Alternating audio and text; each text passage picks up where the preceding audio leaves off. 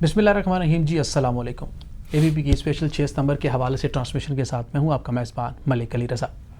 नाज़रीन, जब भी हम किसी भी मुल्क में अगर कोई ऐसा दिन आता है जिसकी एक तारीख़ी पस मंज़र होता है और उस दिन में हम उस दिन की याद में और उस दिन में जो कुछ भी इवेंट्स हो रहे होते हैं या जो हुए होते हैं और उससे रिलेटेड जो मौजूदा दौर के अंदर जो भी इवेंट्स हो रहे होते हैं उन पे हम डिस्कशन करते हैं।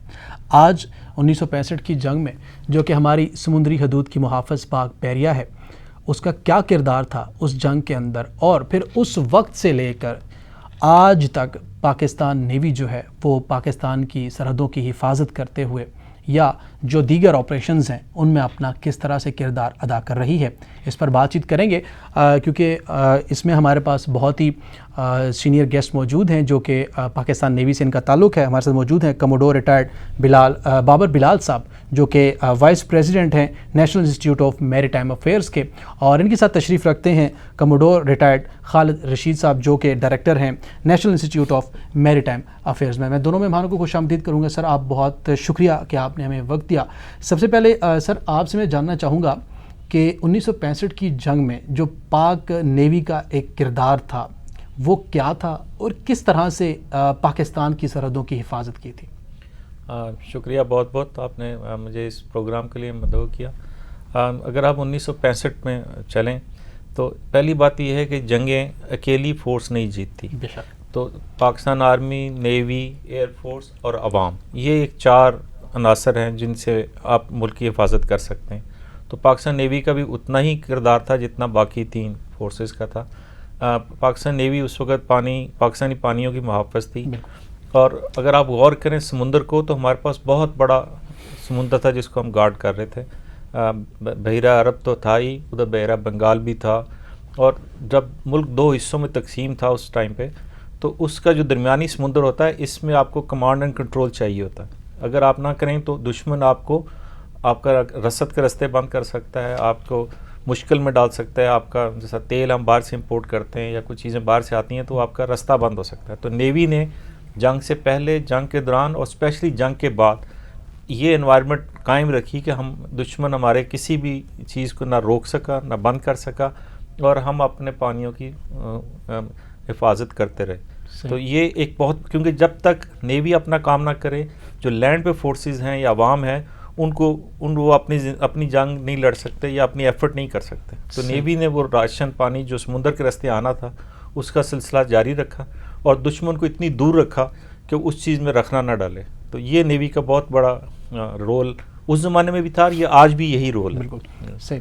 अच्छा खालिद साहब, आप क्योंकि ज़ाहिर बात है हम देखते हैं कि तारीख़ के जगह पस मंज़र में जाकर देखें तो हमें हर फोर्स का अपना अपना एक किरदार नज़र आता है। उस वक्त की अगर हम बात करें तो हमारा जो दुश्मन था उसने बहुत कोशिश की कि दरअंदाज़ी करे, फिर बहुत सारे हमले भी हुए। आप क्या कहना चाहते हैं कि उस वक्त पाकिस्तान नेवी ने किस तरह से दुश्मन को रोका और उनको वापस जाने पर मजबूर किया, और कितना नुकसान पहुंचाया कि उनको पता चला कि बहुत लिमिटेड रिसोर्सेज के साथ भी पाकिस्तान नेवी ने मुंह तोड़ जवाब दिया था? जी बहुत शुक्रिया आपका यहाँ इनवाइट करने का and to share our thoughts on this success story of Pakistan navy. मेरे ख्याल में 1965 की जो जंग है वो पाकिस्तान नेवी के लिए एक रिफ्लेक्शन है for courage and bravery of their man and officers. जो किरदार नेवी ने अदा करना था जंग के अंदर, बेसिकली इट वाज 3 फोल्ड। एक ये था कि sewer defence of both waste Pakistan और ईस्ट पाकिस्तान, और दूसरा जो सी लैंड्स ऑफ कम्युनिकेशन है हमारे उनको ऊपर रखना सो दैट जो ट्रेड है वो थ्रू आउट कंटिन्यू रहे कंट्री के अंदर, और थर्ड था to fight a battle at sea and outmaneuver Indian Navy. And इस सारे प्रोसेस में Pakistan navy was smaller in size as compared to the Indian Navy, and it had also number of limitations. Limitation जैसे अभी commander Babar साहब ने कहा कि जी कि ईस्ट पाकिस्तान और वेस्ट पाकिस्तान जोग्राफिकली 2 रीजन्स थे, distance apart almost 4600 kilometre. Okay. اور اس ڈسٹینس کو between these two distance we have to maintain supply lines of communication and we have to maintain ship coming from Persian Gulf and Gulf of Aden. تو یہ Pakistan navy ایک smaller force ہونے کے ناطے ایک بہت بڑی ذمہ داری تھی. آئی تھنک نیوی نے بہت زبردست 1965 میں یہ اپنی اسٹریٹجی اڈاپٹ کی, اور because of this superior strategy they were able to surmount these difficult task. صحیح. بابر صاحب یہ بتائیے گا کہ آپریشن دوارکا کیا تھا, کیونکہ بہت سارے ہمارے جو ناظرین ہیں ان کو اس کی ہسٹری کے بارے میں اس طرح سے معلومات نہیں ہیں. ہم چاہتے ہیں کہ آج آپ ہمارے ساتھ موجود ہیں تو ہم اس آپریشن کے حوالے سے جاننا چاہیں گے وہ تھا کیا اور اس کا رزلٹ کیا تھا. دیکھیں, دوارکا ایک چھوٹا سا بھارتی گجرات کے کوسٹ پہ شہر ہے. اس زمانے میں وہاں پہ ایک ریڈار لگا ہوا تھا جو کہ بڑا ٹیکٹیکل پوزیشن اس کی بڑی اچھی تھی, جس کی وجہ سے انڈیا کے جو ایئر کرافٹ کراچی پہ اٹیک کرنے آتے تھے وہ اس ریڈار کو استعمال کرتے تھے. انڈین نیوی اگر کراچی پہ اٹیک کرنے آتی تو اس ریڈار سے ان کو رہنمائی ملنی تھی. تو وہ ریڈار ہمارے لیے تکلیف دہ تھا یا ہمارے لیے مشکل پیدا کر سکتا تھا. تو یہ جنگ 6 کو شروع ہوئی اور 7 کی شام کو پاکستان نیوی نے پلان کیا. رات تقریباً 11:30 بجے 7 اور 8 کی رات کو 6 ڈسٹرائرز کی فارمیشن انڈین پانی میں گھسی. تقریباً 5, 7, 8 میل کی ڈسٹنس سے انہوں نے ایک, جیسے کہتے ہیں نیوی کے کہتے ہیں سنگل لائن فارمیشن, سارے جہاز ایک سنگل لائن میں گئے اور اپنے 50 گولے انہوں نے اس ریڈار اسٹیشن پہ فائر کیے. اور تقریباً 22-23 منٹ کا آپریشن تھا جس میں وہ ریڈار اسٹیشن آپ نے تباہ کر دیا. اس کا فائدہ یہ ہوا جہاز خیریت سے واپس پاکستان پانی میں واپس آ گئے. اس کے بعد انڈین نیوی یا انڈین ایئر فورس کے پاس وہ ٹیکٹیکل ایڈوانٹیج نہیں رہا جو اس ریڈار کی وجہ سے ان کے پاس موجود تھا. وہ ہمارے کراچی کے اوپر اس طرح وہ اپروچ نہیں کر سکتے تھے. پہلے وہ ان کے پاس وہ ایڈوانٹیج تھا, ہم نے وہ ایڈوانٹیج ان کا ختم کر دیا. دوسرا ہم نے کہہ سکتے ہیں ان کے پانی کے اندر گھس کے جب آپ کسی کو مارتے ہیں تو ان کا مورال افیکٹ ہو گیا. بالکل اس مورال کی وجہ سے جب وہ اپنا جو رسپانس ماؤنٹ کرنا تھا وہ بھی نہیں کر پائے. اور ہماری جو اپنا پانی ہے ویسٹ پاکستان کے سامنے جو تھا اس کے اندر پاکستان نیوی کی ایک جو کمانڈ اینڈ کنٹرول ہے وہ اسٹیبلش ہو گیا.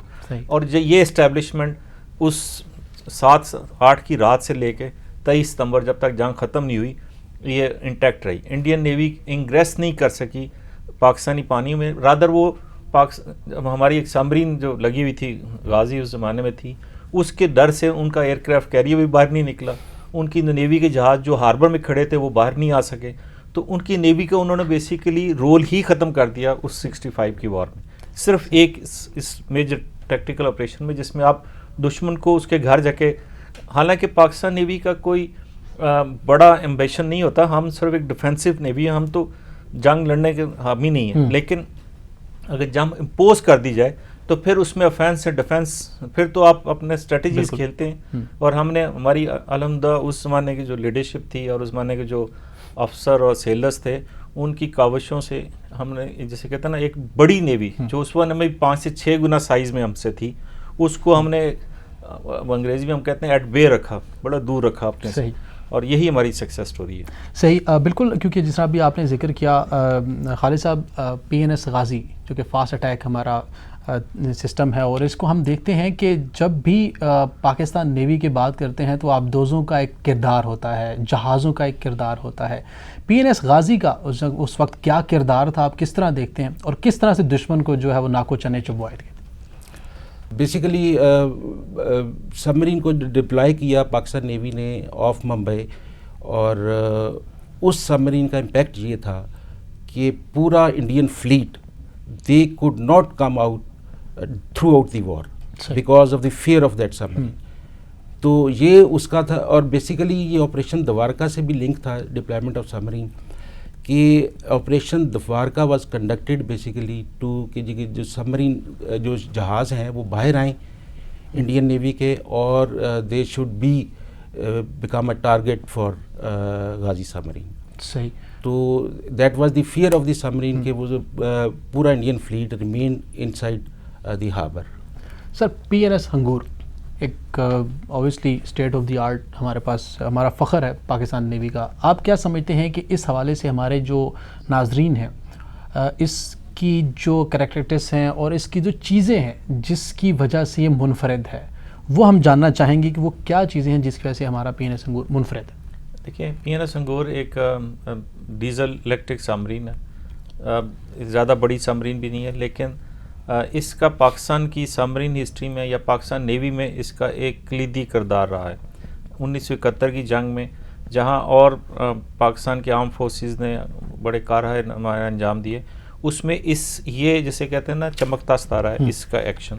اس نے کراچی سے تھوڑی سی دور آپریٹ کر رہی تھی، اور جب انڈین نیوی شپس ہمارے کراچی کی طرف اٹیک کرنے آ رہے تھے تو اس نے راستے میں ان کو انٹرسیپٹ کیا، اور ان 2 جہاز جو انڈین نیوی کے اس نے ان پہ اٹیک کیا، جس میں سے ایک کو ڈبو دیا اور دوسرے کو اس طرح زخمی کر دیا کہ وہ دوبارہ آپریشنل نہیں ہو سکا. تو ایکچولی اس کے کریڈٹ پہ 2 جہاز ہیں. صحیح. لیکن اس کا اگین اس سبمرین کا اتنا امپیکٹ پڑ گیا کہ اس کے بعد انڈین نیوی کے جہازوں نے کوشش ہی نہیں کی نارتھ کراچی کی طرف آنے کی یا اوپر کی طرف آنے کی.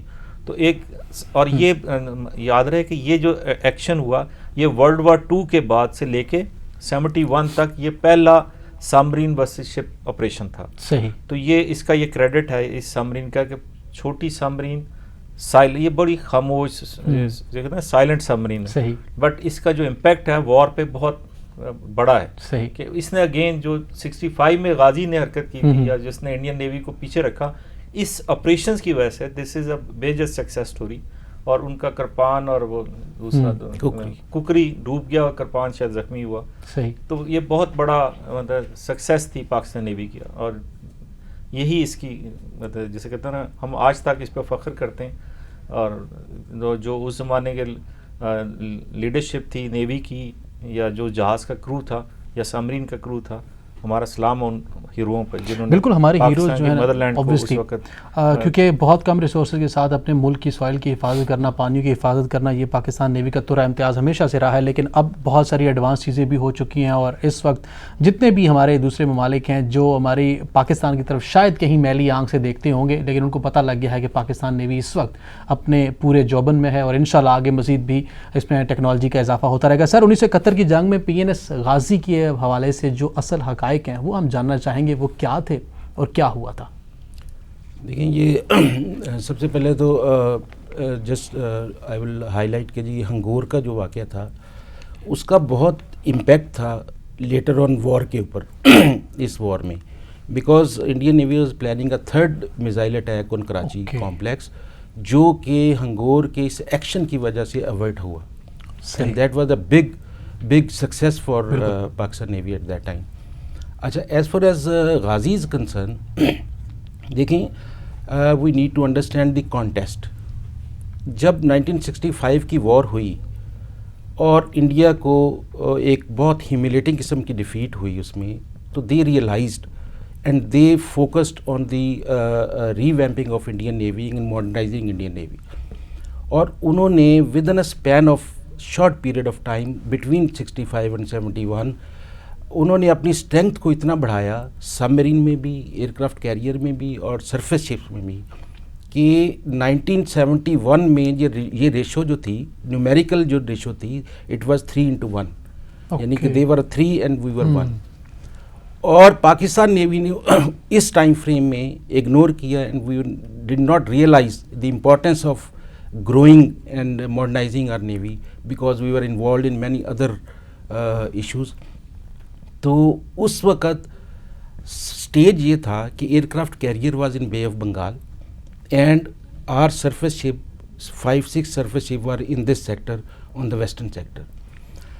اور in Bay of Bengal we only had 3 small boats to face with that aircraft carrier and carrier strike group of Indian Navy. یہ اسٹرینتھ کا یہ ریشو تھی بٹوین دیز ٹو. تو اس سینیریو میں ایک اسٹریٹجک ڈیسیجن چاہیے تھا، out of the box solution چاہیے تھا to counter. So our elders thought and took a decision کہ if we will able to take and strike the aircraft carrier in bay Bengal تو یہ ہمارے لیے بہت بڑی سکسیس ہوگی. دیٹ واز دی ریزن کہ Ghazi was deployed there off Visakhapatnam. اب اس کے ساتھ while they were doing a mining of Visakhapatnam, وہ اپنی ہی مائن میں وہ ہوا اور اس کے ساتھ پھر وہ انسیڈنٹ ہوا. But actually decision of deploying submarine in Bay of Bengal, that was I think well appreciated. اور اس وقت اگر اس وقت we were able to hunt aircraft carrier, it would have been a big success for us. صحیح. کیونکہ ہم دیکھتے ہیں کہ جنگیں جو ہیں وہ صرف یہ نہیں کہ ہم لوگ بہت زیادہ ساز و سامان ہو اور بہت زیادہ ہتھیار ہوں تو ان سے لڑی جائے, جذبے کے ساتھ اور اسٹریٹجیز کے ساتھ بھی لڑی جاتی ہیں. سر موجودہ عصر حاضر کی اگر ہم بات کریں تو میں یہ جاننا چاہوں گا, آج ہماری خوش قسمتی ہے کہ آپ خود ہمارے ساتھ موجود ہیں. میری ٹائم سیکیورٹی بیسیکلی ہے کیا اور اس کا مقصد کیا ہے اور اس کا رول کیا ہے, جو کہ ہمارے ایک تو پاکستان کے حوالے سے اور دنیا بھر کے حوالے سے, وہ تھوڑا سا ہم چاہیں گے کہ آپ ناظرین کو بتائیں. دیکھیے میری ٹائم سیکیورٹی بڑے سادہ لفظوں میں اگر میں بیان کروں تو جو آپ کا سمندر ہے, سمندر کے راستے آپ کی پوری رسد آ جا رہی ہے. پاکستان تقریباً 91% جو کارگو یہ امپورٹ کرتا ہے یا ایکسپورٹ کرتا ہے وہ سمندر کے راستے سے. صحیح. اور دوسری بات سمندر آپ کا فیوچر فوڈ سورس ہے, کیونکہ لینڈ تو ایک حد سے زیادہ بڑی نہیں ہو سکتی, آبادی بڑھ رہی ہے, تو آپ کو اپنا فوڈ سورس آپ کو سمندر سے نکلتا ہے. پھر سمندر آپ کو معدنیات, تیل, گیس, بڑا کچھ دینے کو اویلیبل ہے جو ہم ابھی تک اس کا صحیح فائدہ نہیں اٹھا سکے. لیکن اس کو گارڈ کرنا پڑتا ہے. مچھلی سمندر سے نکلتی ہے اور اس کو گارڈ کرنا پڑتا ہے کہ دوسرا کوئی آپ کے ایریے کی مچھلی نہ اٹھائے. میری ٹائم سیکیورٹی ان سب کے اوپر احاطہ کرتی ہے کہ آپ کا رستہ رسد کے رستے کھلے رہیں, آپ جو چیز منگوانا چاہیں آ جائے, جب منگوانا جائے آ جائے, جس طریقے سے منگوانا چاہیں پہنچ جائے. اسی طرح جو چیز آپ جہاں بھیجنا چاہیں وہاں چلی جائے, کوئی رستے میں اس کو انٹرسیپٹ نہ کرے, رکاوٹ نہ ڈالے. تو یہ میری ٹائم سیکیورٹی کے بیسک. صحیح. اچھا, اس میں اگر آپ غور کریں تو یہ پیس ٹائم سارے ایکٹیویٹیز ہیں, اس میں کوئی جنگ کا کوئی رول نہیں ہے. تو یہ ہر وقت 365 دن 24 گھنٹے کا مشن ہے جو پاکستان نیوی, پاکستان میری ٹائم سیکیورٹی ایجنسی اور دوسری ایجنسیز مل کے انجام دیتی ہیں. کہ ہمارا ماشاءاللہ جو ہمارا سمندر کا ایریا جس کو ہم EEZ کہتے ہیں وہ بھی تقریباً 3 لاکھ اسکوائر کلومیٹر تک پہنچ گیا ہے. اب اس کے اندر اگر ہم اپنی پھر ہمارے جو گوادر کے سامنے سے انٹرنیشنل آئل سلاگ جسے کہتے ہیں, پوری دنیا کا تیل گلف سے نکلتا ہے, وہ پاکستانی پانیوں سے گزر کے جاتا ہے. تو ایک انٹرنیشنل انوائرمنٹ ہے جس کے اندر پاکستان نیوی آپریٹ کرتی ہے. اور اس میں جو نان اسٹیٹ ایکٹرز ہیں یا پائریٹس ہیں یا ایلیگل ٹرانسپورٹ ہو رہی ہے, نارکوٹکس یا ہیومن اسمگلنگ, آرم اسمگلنگ اور غلط کام جو ہوتے ہیں, ان کے اگینسٹ بھی آپ کو مشن کرنے پڑتے ہیں. تو یہ نیوی کا رول صرف وار ٹائم تک محدود نہیں ہے. نیوی پیس ٹائم میں بھی اتنی ہی آپریشنل ہوتی ہے جتنی وار میں. اچھا, وار میں بھی آپ دشمن سے بھی جنگ لڑ رہے ہوتے ہیں اور آپ ان چیزوں کے خلاف اس وقت بھی لڑ رہے ہوتے ہیں کہ آپ کے ایریا میں کوئی غلط بندہ نہ آ جائے, کوئی چیز نہ آ جائے, کوئی آپ کی چیزیں ایکسپلائٹ نہ کرے آپ کے اوپر خام خواہ. اگر آپ کی نیوی ویک ہو تو دشمن ایسی الٹی سیدھی شرطیں لگا سکتا ہے. جیسے کہ کسی زمانے میں ایران کے اوپر جب سینکشنز لگی ہوئی تھی تو پینسل جو سمپل تھی, پینسلوں کے اوپر بھی ان کی پابندی تھی. پینسل کے اندر لیڈ ہوتا ہے اور لیڈ کسی اور پرپز کے لیے استعمال ہو سکتا ہے. تو اس طرح کی ہیوملیٹنگ جسے کہتے ہیں نا, آپ کے اوپر شرطیں لگ جاتی ہیں. تو یہ نیوی کا کمال ہوتا ہے کہ نیوی آپ کے راستے کھلے رکھے اور دشمن کو پتہ ہو کہ ان کی نیوی اتنی اسٹرانگ ہے کہ اگر میں نے ان کے راستے میں چھیڑخانی کی, ان کے قدغن ڈالی, تو اس زون میں پاکستان نیوی بھی اس طرح کا رسپونڈ کر سکتی ہے. تو یہ ٹٹ فار ٹیٹ چلتا رہتا ہے, لیکن ہمارا پیس ٹائم اور وار ٹائم رول نیوی کا تقریباً ایک جیسا رہتا ہے. صحیح. اچھا سر, کیونکہ ہم بات کرتے ہیں میری ٹائم سیکیورٹی کے حوالے سے, بھارت جو ہے وہ اوبیسلی اپنی معیشت کو روز بروز بڑھاتا جا رہا ہے اور وہ ہم دیکھتے ہیں کہ اس طرح کی جتنی بھی چیزیں ہیں ان میں وہ زیادہ سے زیادہ کرنے کی کوشش کر رہا ہے کہ کسی طریقے سے وہ بڑھوتری جو ہے حاصل کر لے. تو جو ہماری ایک تو ہندوستانی پالیسی ہے یا جو کارڈ ہے, اس کے ساتھ جو اسٹریٹجک شراکت داری ہے ہماری, اس حوالے سے آپ بتائیں کہ پاکستان پر اس کے کیا اثرات ہو سکتے ہیں اور کس طرح سے ہم ان چیزوں کو مینیج کر سکتے ہیں.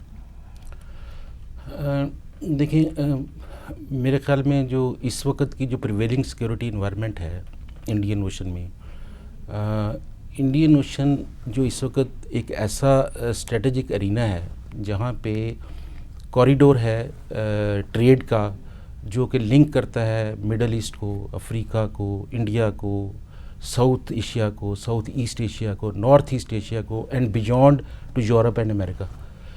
اور اس ریجن میں جو اسٹریٹجک چوک پوائنٹس ہیں اتنے امپورٹنٹ ہیں, جیسے اسٹریٹ آف ہارمز ہے, اسٹیٹ آف ملاقہ ہے, باب المندب ہے.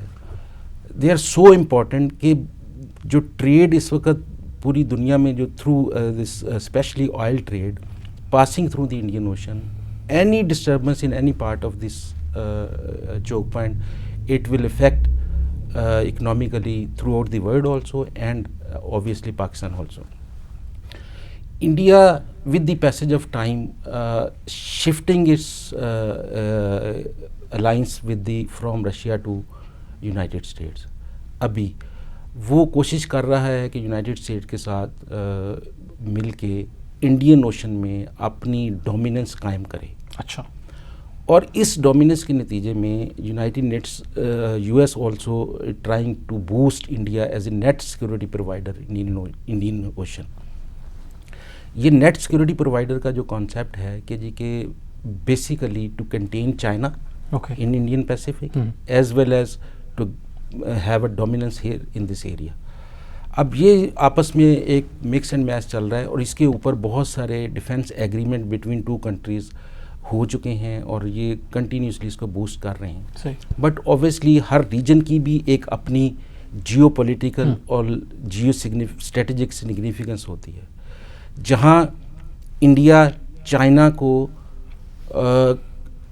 آن the behest of United State contain کرے گا, but at the same time ہمیں یہ بھی سمجھنا چاہیے کہ انڈیا اور چائنا کا آپس میں بہت سا بزنس ایکٹیویٹیز, ٹریڈ ایکٹیویٹیز ہیں, even more than the united states. تو اس سینیریو میں, اس سارے سینیریو میں پاکستان کے لیے یہ اپرچونٹی ہے, پاکستان کے لیے اپرچونٹی ہے کہ چائنا کے ساتھ, یونائٹڈ اسٹیٹس کے ساتھ ایک بیلنس ریلیشن کے ساتھ چلنا چاہیے, so that we can exploit benefit of this economic benefit of from both the countries. صحیح. بابر صاحب, ہم جی سی سی جو کنٹریز ہیں ہمارے, وہ ہندوستان کے ساتھ اقتصادی شراکت داری پہ بہت زیادہ فوکس کر رہے ہیں, اور بہت سارے پروجیکٹس بھی ہوتے ہیں. ہم دیکھتے ہیں آئے دن نیوز آ رہی ہوتی ہے کہ بہت ساری چیزیں ہو رہی ہوتی ہیں. آپ کیا سمجھتے ہیں کہ اس کا اثر پاکستان کے اوپر کیا پڑے گا, اور کس طرح سے اس کو کاؤنٹر کیا جا سکتا ہے؟ دیکھیں, پہلی بات تو یہ ہے کہ وہ دونوں انڈیپینڈنٹ ملک ہیں. انٹرنیشنل ریلیشن میں اس کا ایک چھوٹا سا طالب علم ہوں, تو میں اگر اس کو دیکھتا ہوں یا سمجھتا ہوں تو اس کے اندر کوئی پرماننٹ فرینڈ اور پرماننٹ فو نہیں ہوتا, کوئی دشمن پرماننٹ نہیں ہوتا, نہ کوئی دوست ہوتا ہے. اپنے اپنے انٹرسٹ ہوتے ہیں. دو ملک اگر آپس میں کوئی بزنس ڈیل کرتے ہیں تو اس میں پاکستان کو پریشان نہ ہونا چاہیے, نہ ہوتا ہے. ہم اپنا انٹرسٹ دیکھیں گے, ہم اپنا بزنس, اگر ہم بزنس کر سکتے ہیں کسی تھرڈ کنٹری سے یا سیکنڈ کنٹری سے تو ہمیں وہ کرنا چاہیے. ہم دوسرے کو روک نہیں سکتے ہم, لیکن اگر دو ملک اگر آپس میں کوئی تیل کا بزنس کرتے ہیں یا اکانومی کا کرتے ہیں تو یہ پورے ایریا کی ڈیولپمنٹ ہوتی ہے. الٹیمیٹلی اس میں دو ملکوں کا اسٹیبلٹی آتی ہے. لیکن اگر وہ دونوں ملک اگر اس طرح شیک ہینڈ کر لیں یا آپس میں ملتے ہیں جو پاکستان کے انٹرسٹ کے خلاف ہو, تو پھر ہمیں تھوڑا سا ہوتا ہے کہ یہ. لیکن الحمدللہ میرا اپنا خیال ہے, اور جو مڈل ایسٹ کے جی سی سی کنٹریز ہیں وہ بزنس تو کر رہے ہیں انڈیا کے ساتھ, لیکن اگر وہ اس حد تک نہیں جائیں گے کہ وہ پاکستان کے انٹرسٹ پہ کمپرومائز کریں. اب یہ ہے کہ پاکستان اپنے انٹرسٹ ان ملکوں کے ساتھ ایکسپلائٹ کر سکتا ہے, اپنا بزنس کر سکتا ہے, یہی اس کا سلوشن ہے. آپ ان کو بزنس کرنے دیں, کیونکہ دو انڈیپینڈنٹ کنٹریز ساورن اسٹیٹس ہیں. ہمارا اس سے ہم اس کے اندر کوئی نہ قدغن ڈال سکتے ہیں نہ ڈالنی چاہیے, یہ ہمارا حق نہیں ہے. لیکن ہمارا جو حق ہے وہ ہے کہ ہم اپنے انٹرسٹ گارڈ کریں, ہم اپنا بزنس پرپوزل ان کے ساتھ ڈسکس کریں اور اپنے بزنس ریلیشن ڈیولپ کریں. جب یہ بزنس, یہی پاکستان کا بیسک کانسیپٹ بھی ہے کہ ہم انٹر ڈپینڈنس, کوآپریشن, کولیبریشن کی طرف جاتے ہیں. یہ جو بھی ہم میری ٹائم سیکورٹی کی بات کر رہے تھے کہ پاکستان 2004 سے U S lead task force 150, 151, 153 ان سب کا پارٹنر ہے. بلکہ ہم نے کچھ ٹاسک فورس کو 11-12 دفعہ ہم نے کمانڈ بھی کی ہے. اور یہ کولیبریٹو سیکورٹی میکنزم ہے جس میں دنیا ساری کی نیویز مل جاتی ہیں آپس میں اور ایک پرٹیکولر ایریا کے اندر آپریٹ کرتی ہیں جس کی پاکستان نے کمانڈ کی ہے. تو یہ ہماری جو چھوٹی نیویز ہیں, اور ابھی دنیا میں ویسے بھی ایک کانسیپٹ یہ ہے کہ کوئی ایک ملک بھی پورے ایریا کو کمانڈ یا کنٹرول نہیں کر سکتا یا سیکورٹی نہیں دے سکتا. اب انڈیا جو کلیم کر رہا ہے نیٹ سیکورٹی پرووائڈر, یہ بھی وہ کر نہیں سکتا, اس کی کیپیسٹی سے باہر ہے. یہ ہمیشہ 2, 4, 6, 10 ملک اور جتنے ریجنل کنٹریز میں net working who, collaboration who, cooperation ہو, اتنا اس ایریا کی سیکیورٹی خود بخود ٹھیک ہو جاتی ہے. صحیح. خالد صاحب, کیونکہ ہم بات کر رہے ہیں ابھی, بڑا زبردست طریقے سے انہوں نے بتایا کہ ہمیں پاکستان کو اپنے حساب سے دیکھنا پڑے گا کہ کس کے ساتھ ہم نے کس طرح سے اقتصادی تعلقات کو بہتر کرنا ہے, کس طرح سے ٹریڈ کو جو ہے نا فوقیت دینی ہے. گوادر پورٹ کی ہم بات کرتے ہیں. گوادر پورٹ ہمارے پاس پورے ریجن میں سونے کی چڑیا گردانا جاتا ہے. آپ کیا سمجھتے ہیں کہ یہ پورٹ کس طرح سے پاکستان کی اکانومی کو کس طرح سے مزید بوسٹ کر سکتی ہے, پلس اس میں جو پاکستان نیوی کا ایک کردار ہے اس کو آپ کس طرح سے دیکھتے ہیں؟ گوادر پورٹ جو ہے نا ایک I think it's a very significant project of CPEC, China Pakistan economic corridor, اور جو لنک ہے بیلٹ روڈ انیشیٹو جو چائنا کا ہے. اور اس پورٹ کا بیسیکلی جو ایڈوانٹیج ہے, اکنامک ایڈوانٹیج ہے پاکستان کے لیے اور بلوچستان کے لیے, دیٹ آر ویری سگنیفیکنٹ. اس میں اگر جب یہ پورٹ فلی آپریشنل ہوگی اور یہ لنک بنے گا تھرو نارتھ پاکستان اور ویسٹرن چائنا سے لے کے ٹو دی گوادر پورٹ, اور یہ میریٹائم سلک روڈ والا کانسیپٹ امپلیمنٹ ہوگا جب, تو یہ ایک ٹریڈ ایکٹیویٹیز کا بوسٹ ہوگا جو کہ اکنامکلی پاکستان کے لیے بہت بینیفیشل ہوگا. And we hope and we look forward کہ انشاءاللہ soon this project materialise and operationalise fully so that we can accrue its benefit. صحیح. بابر صاحب, کیونکہ ہم بات کر رہے ہیں 6 ستمبر کے حوالے سے اور اسپیسیفکلی پاکستان نیوی کے کردار کے حوالے سے, موجودہ اگر ہم بات کرتے ہیں, ہم پہلے بھی بات کر چکے ہیں کہ کم ہتھیاروں کے ساتھ ہم نے بڑی جنگیں لڑی ہیں. موجودہ آپ کیا سمجھتے ہیں پاکستان نیوی کس جگہ پر کھڑا ہے اور اس میں کتنی ایڈوانسمنٹ ہو چکی ہے؟ دیکھیں, نیوی آلدو اگر آپ ایڈوانسمنٹ کی بات کریں تو پاکستان نیوی کسی سے پیچھے نہیں ہے کسی بھی حالت میں.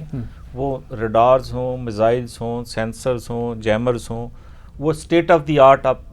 یہ ایک کنٹینیوس پروسیس ہے, کیونکہ یہ میری ٹائم جو کلچر ہے یا جہازوں کا جو نیویز ہوتی ہیں وہ اپنے آپ کو اپنی ٹیکنالوجی کے ساتھ ابریسٹ رکھتی ہیں. ابھی جیسے آہستہ اب ڈرونز آ گئے ہیں, جو سب سرفیس ڈرونز بھی ہیں, سرفیس ڈرون, ایئر ڈرونز, وہ بھی پاکستان نیوی نے انڈکٹ کر لیے ہیں. نئے جہاز ہم نے کچھ ٹرکی سے لیے ہیں, کچھ رومانیہ سے لیے ہیں, کچھ چائنا سے لیے ہیں, سبمرینز ہم نے چائنا سے لے رہے ہیں, کچھ جہاز اب ٹیکنالوجی ٹرانسفر میں کراچی میں بن رہے ہیں. تو یہ ایک کنٹینیوس پروسیس ہے, اور ہم کبھی بھی ٹیکنالوجی میں یا ایڈوانٹیج جو ٹیکنیکل ایڈوانٹیج ہے وہ ہم کسی اور کو دینے, کیونکہ جو چھوٹی نیویز ہوتی ہیں ان کے پاس ٹیکنالوجیکل ایڈوانٹیج بڑا ضروری ہوتا ہے. اگر آپ ٹیکنالوجی ایڈوانٹیج نہیں رکھیں گے تو آپ کا دشمن جو سائز میں بھی بڑا ہے وہ آپ کو ایکچوئل میں کھا جائے گا.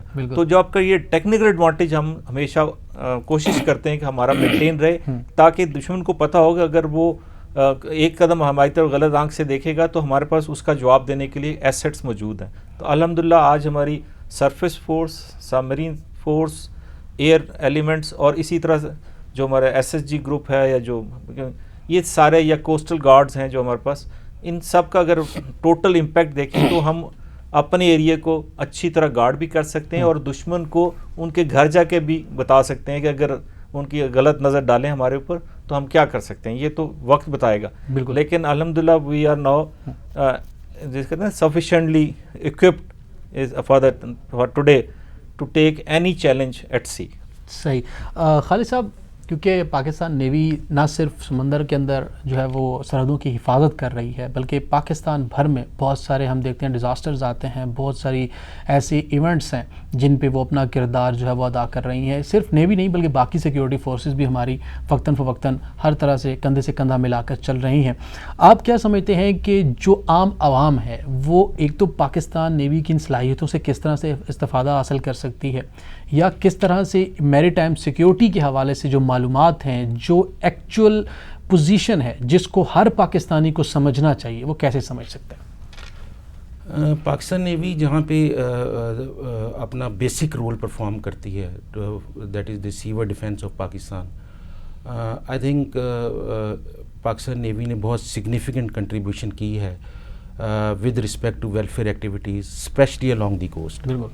اور اس میں بہت سارے میجر پروجیکٹ سٹارٹ کیے ہیں, جس میں education is the top most.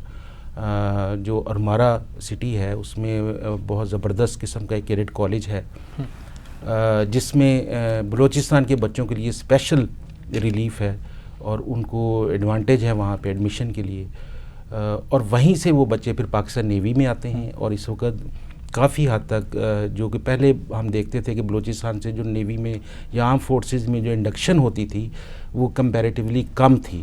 With this initiative of Pakistan navy اب آپ دیکھتے ہیں کہ نیوی کے اندر ایون بہت سارے بلوچستان سے لوگ آتے ہیں جو کہ آفیسرز کیڈر میں بھی ہیں اور نیچے سیلر کیڈر میں بھی ہیں.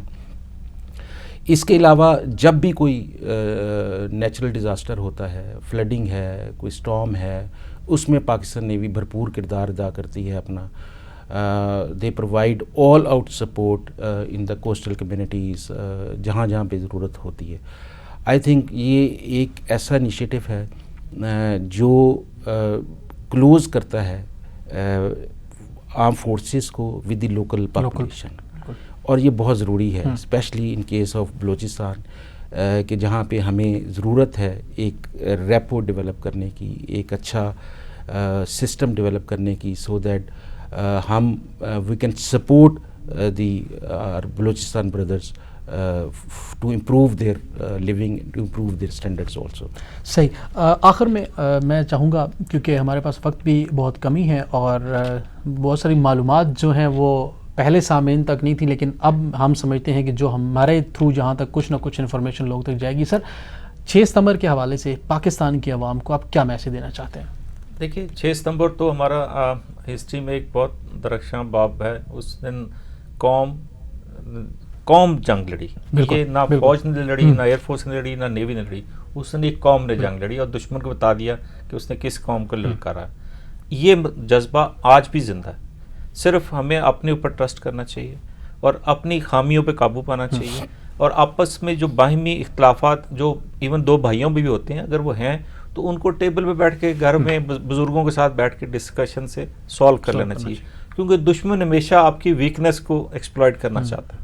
تو الحمدللہ ہم مذہبی رشتے سے بھی سارے ہیں اور ہماری عوام کو بھی پتہ ہے کہ یہ ہماری کیا ویکنیسز ہیں، کہاں پہ دشمن ہمیں ایکسپلائٹ کرتا ہے. وہ بلوچی بھائی ہوں، پختون ہو، پنجابی ہو، سندھی ہو، یہ نام تو ہیں، یہ جیسے وہ آتا ہے نا، یہ شناخت کے قبیلے تو ہو سکتے ہیں لیکن ان کا آپس میں ایک بہت گہرا رابطہ. یہ ایسے ہی ایک ہاتھ کی 5 انگلیاں ہیں، تو 5 ہاتھ بنے تو مکہ بن جاتا ہے. تو جب تک ہم یہ مکہ نہیں بنیں گے دشمن ہمیں کمزور سمجھتا اور ہمیں پھر ایکسپلائٹ کرتا ہے. صحیح. خالد صاحب آپ کیا میسج دینا چاہیں گے 6 ستمبر کے حوالے سے اور پاکستان کو اس دن کی مناسبت سے کہ آپس میں کس طرح سے ہمیں اپنے آپ کو رکھنا چاہیے؟ جس طرح بہت زبردست میسج کیا کہ مکے کے طور پر، یعنی کہ لکڑیاں اگر اکٹھی رہیں گی تو کوئی نہیں توڑ سکتا. آپ کیا میسج دینا چاہیں گے؟ میرے خیال میں جس طرح کہ ہم نے اپنے پرانے جتنے بھی ہماری جنگیں ہوئی ہیں 65 میں 71 میں جس قسم کے بھی حالات تھے، پاکستانی عوام جو ہے وہ آرم فورسز کے پیچھے کھڑی رہی ہے. بالکل. اور جب تک عوام پیچھے نہ ہوگی اس وقت تک فوج جو ہے، آرم فورسز جو ہیں وہ اپنا کام صحیح طور پہ نہیں کر سکتے. تو یہ ایک ٹرسٹ جو ہے نا فورسز میں، جو آپ کی سروسز ہیں ان میں ٹرسٹ ہونا چاہیے کہ یہ لوگ سرحدوں پہ اپنا کام کرتے ہیں. اینڈ امیجن کیجیے کہ سمندر میں یا سرحدوں پہ زمین کے اوپر it is a tough job and people should support armed forces in their for the success of the. صحیح. بہت شکریہ کموڈور ریٹائرڈ بلال بابر صاحب اور کموڈور ریٹائرڈ خالد رشید صاحب، آپ دونوں نے بہت زبردست اور انفارمیٹیو ڈسکشن کی. امید کرتے ہیں کہ بہت سارے سوالوں کے جواب جو لوگوں کے اذہان میں شاید کہیں پائے جاتے ہوں گے، آج آپ کے توسط سے ان لوگوں کو اس کے جوابات بھی مل چکے ہوں گے. ناظرین، کیونکہ ہمارے جتنے بھی سیکیورٹی ادارے ہیں وہ ہمارے پاکستانیوں کے ماتھے کا جھومر ہیں، چاہے وہ پاکستان نیوی ہے، چاہے ایئر فورس ہے، چاہے پاکستان پولیس ہے، چاہے پاکستان آرمی ہے یا ISI ہے، یا کوئی بھی ہمارا سیکیورٹی فورس کا حصہ ہے یا ونگ ہے، وہ ہمارے ماتھے کا جھومر ہے. کیونکہ یہ وہی لوگ ہیں، یہ جاگتے ہیں تو عوام چین کی نیند سوتی ہے. آپ سب لوگوں سے گزارش ہے کہ اپنی فورسز کے ساتھ کندھے سے کندھا ملا کر کھڑے رہیں اور سب ہلالی پرچم کی تکریم اور عزت کو ہمیشہ سے بڑھاتے رہیں. اس پیغام کے ساتھ مجھے دیں گے آپ اجازت، پھر حاضر ہوگے ایک نئے مہمان کے ساتھ، ایک نئے دن کے ساتھ. اللہ حافظ. پاکستان زندہ باد.